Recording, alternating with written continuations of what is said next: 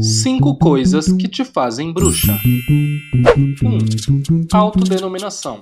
Sim, a autodenominação ela é importante e deve ser respeitada. Porque quando a gente fala de bruxaria, a gente não fala de uma bruxaria, a gente fala de várias, a gente fala de uma imensidão de possibilidades, de prática e também de fé.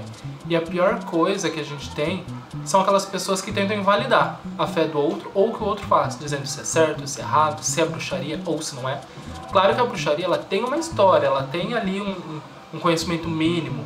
E se a pessoa passeia por esses passos, independente se a prática dela é a minha ou não, ela deve e pode ser reconhecida como bruxa, por mais que eu não concorde ou não goste da bruxaria que ela faz. 2. Posicionamento político. Sim, bruxaria ela é muito mais que uma religião. Ela é muito mais do que um ato de fé. Ela é também um posicionamento político. Porque a bruxaria ela tem um histórico de segregação e ela tem dentro da sua prática necessidades básicas que não se alinham com pensamentos, por exemplo, de cerceamento de liberdade, de pensamentos que não sejam pensamentos ecológicos ou que não sejam de respeito à liberdade individual, liberdade máxima. Então eu não consigo ver uma pessoa que se diz bruxa e que não tenha pelo menos o reconhecimento dessas pautas.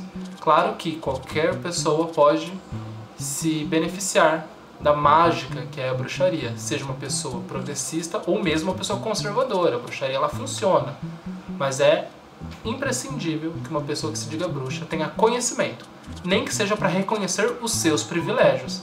3. Prática.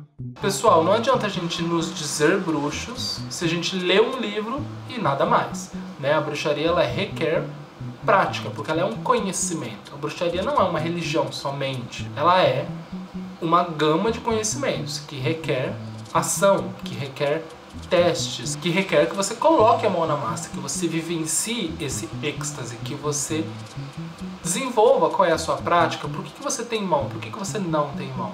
Então, sim, mais do que você ter fé e ter um culto pagão a certos deuses sem querer se envolver com prática, a bruxaria em si, ela é uma prática e ela requer que a gente mergulhe nessas práticas, que a gente teste, que a gente vivencie elas no nosso dia a dia. 4. História. Mais um ponto aí que caminha certo a uma questão política, que é a história.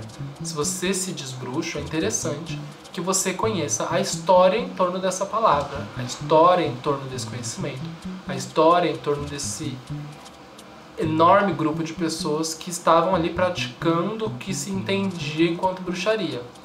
Claro, você pode sim hoje desenvolver uma prática de fé ou ter os seus conhecimentos, suas pesquisas e praticar bruxaria hoje sem se importar com o passado.